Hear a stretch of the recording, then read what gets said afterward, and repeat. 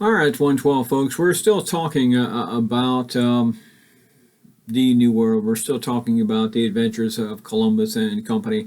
We know when Columbus sails west that he's going to um, accidentally find the New World, that he's going to find islands in the Caribbean, that he is going to locate various smaller islands in search of treasure, in search of profit, and he's going to claim this land because he's got a commission. He's going to claim this land for the king and queen of Spain.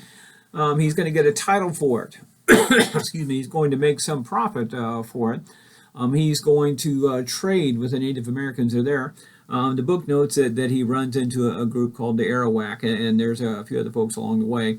We know them as Indians because he thinks it's in Indies, and so he calls them Indians. What's important about this is the Columbian Exchange, is the name of it, the Columbian Exchange, because what he's going to do is he is going to bring them the riches of Europe.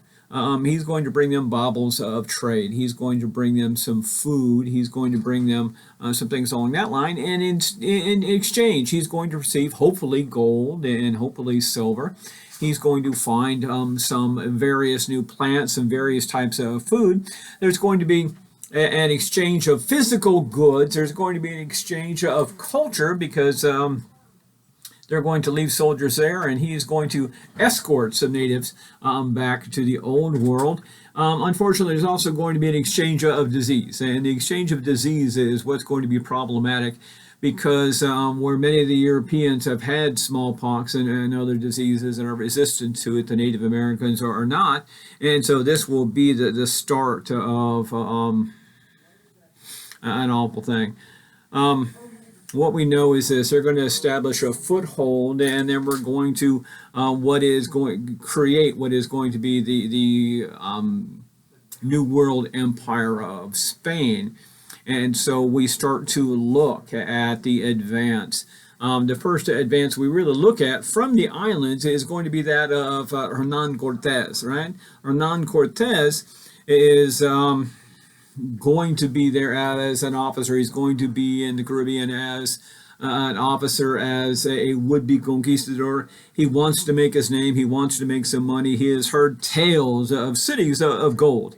He's heard tales of great empires. And so what he wants to do is he wants to sail west to these fabled lands, to where they're at, and discover.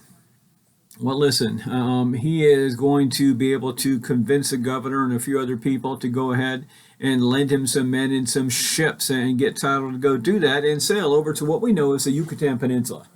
Unfortunately for him, what he doesn't know is that the governor and other folks have decided that he's up to no good and want to stop him.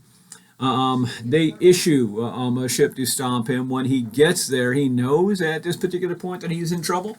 So what he does is he has his men offload all the cargo and set up a camp inland. And while they're setting up a camp inland and with all the cargo off the ships, he burns the ships.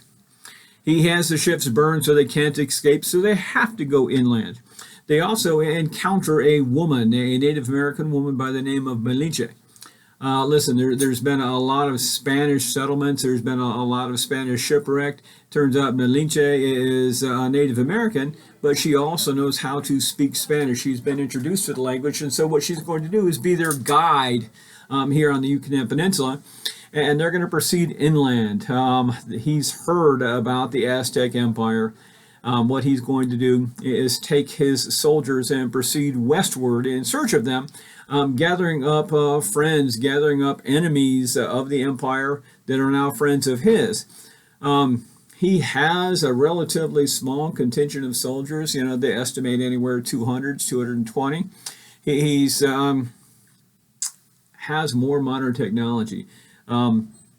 There is an estimate that there's upwards of 20 million Native Americans in the area, not just of the Yucatan, but of the whole Central America, and people always wonder, well, now how can this small group of men defeat an empire? And the thing is the Aztecs, and I'll talk more about the Aztecs, aren't the friendliest people. They're the kind of Romans of Central America. They do a lot of conquering, they do a lot of looting, and unfortunately for the people around them, part of their religion is the idea that human sacrifice and spilling of blood makes the gods happy. The other thing you have to realize is in North America, they haven't gotten to the Iron Age yet. They are still in the Neolithic era. They're still in the New Stone Age. And so a high-class weapon, will be something like this. Okay? This is a Makawido. It is a large slat of wood with the sides are embedded obsidian chips, right? And the obsidian chips, the purpose of the obsidian chips, number one, is a chip. And as a chip, they get sharp. As they sharp, they're going to cut things. And so it's a combination between a club and a saw almost. And the idea is to rip you open.